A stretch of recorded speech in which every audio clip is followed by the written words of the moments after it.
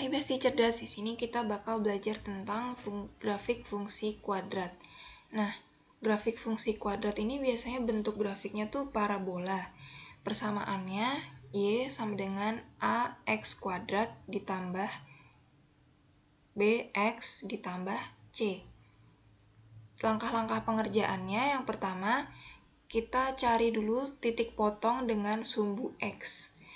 Dimana kita tahu kalau misalnya sebuah garis yang motong sumbu X tuh pasti Y-nya sama dengan 0. Terus yang kedua kita cari titik potong dengan sumbu Y. Dimana kita tahu kalau misalnya garis motong sumbu Y itu X-nya sama dengan 0. Terus yang langkah ketiga kita cari titik baliknya. Titik baliknya itu ada rumusnya. X puncak sama dengan min B dikurang 2A.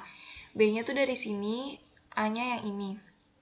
Kalau Y puncak sama dengan min D per 4A. Nah, terus langkah yang keempat, kita cari titik bantu lainnya. Di sini aku punya contoh, Y sama dengan X kuadrat plus 2X plus 1. Nah, dari persamaan ini, diketahui A-nya itu 1, nggak usah ditulis, B-nya itu 2, C-nya itu 1.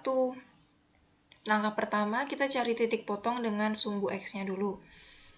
Kita bisa langsung faktorin aja, dapat faktornya tuh X plus 1 dikali X plus 1 atau X plus 1 kuadrat. Terus nilai X-nya berarti sama dengan min 1. Titik potong dengan sumbu X sama dengan min 1,0. Habis itu kita cari titik potong dengan sumbu Y. Tadi kalau misalnya garis yang motong sumbu Y, X-nya sama dengan 0 kan, kita masukin ke persamaannya. Y sama dengan 0 kuadrat ditambah 2 kali 0 ditambah 1, hasilnya 1. Berarti titik potong dengan sumbu Y-nya 0,1. Terus kita cari titik baliknya. X puncak sama dengan min B per 2A.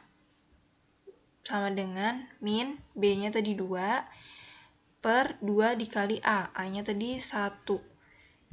Berarti sama dengan min 1.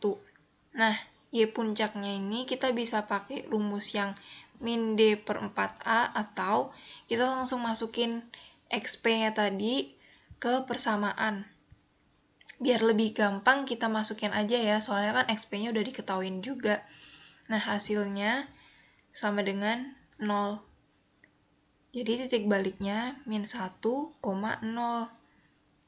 Terus kita cari titik bantu lainnya. Nah, titik bantu lainnya ini terserah kita sih mau nentuin nilai X-nya berapa, mau min 4, min 3, min 5, bla bla bla, terserah. Tapi di sini aku pakai min 4, min 3, min 2, 1 sama 2. Nah, kita masukin nilai X ini ke persamaan yang ini buat dapetin nilai Y-nya. Kita ambil contoh satu misalnya min 4. Min 4 kuadrat ditambah 2 dikali min 4 ditambah 1 hasilnya 9. Nah, begitu juga sama yang min 3, min 2, 1 sama 2. Terus kita gambar deh titik-titiknya. Tadi ada min 4,9, min 3,4, min 2,1, min 1,0. Pokoknya semua titiknya kita gambar. Terus kita tarik garis parabola kayak gini. Nah, ada cara kedua yang lebih mudah. Caranya tuh tinggal kita cari yang titik baliknya doang tadi. Dapat min 1,0. Kita gambar min 1,0-nya. Terus kita pakai cara analisis sifat. Kita pertama-tama lihat dari nilai A-nya. Kalau nilai A-nya lebih dari 0, berarti grafik parabolanya itu terbuka ke atas. Kayak gini.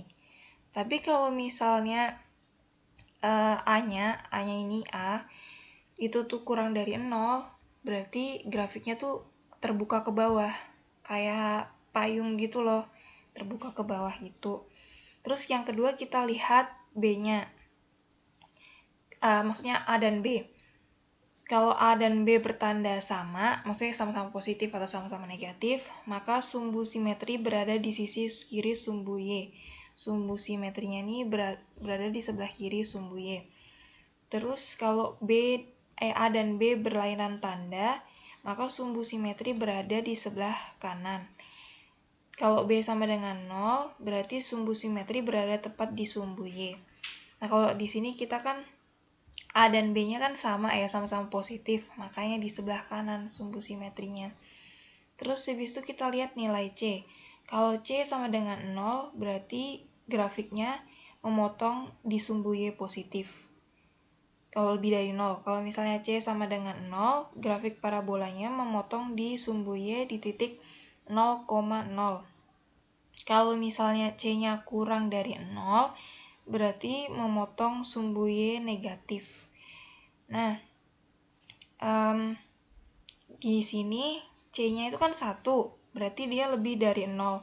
Makanya dia memotong sumbu Y positif di sini, bukan di bawah sini. Terus habis itu berdasarkan nilai D.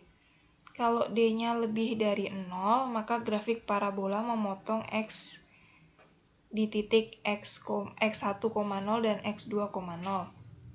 Terus kalau misalnya D-nya sama dengan 0, berarti grafik parabolanya menyinggung sumbu X di titik min B per 2A, 0 atau di titik X puncak, 0. Nah, habis itu kalau misalnya D-nya kurang dari 0, berarti grafik parabolanya nggak memotong ataupun nggak menyinggung sumbu X. Maksudnya nggak memotong tuh kayak nggak ada ini loh, langsung di atas ini gitu. Nah, habis itu di sini D-nya itu kan kita sama dengan 0. D itu kayak X kuadrat plus 2X plus 1 sama dengan berapa gitu kan. Karena nggak ditulis berarti kan 0. Jadi garisnya ini memotong sumbu X di titik min B yang tadi titik puncaknya kan di sini. Memotong di sini. Gitu. Kalau mau lihat sifat-sifatnya nanti aku taruh di blog aku, terus linknya aku taruh di deskripsi. Oke, thank you. Selamat belajar.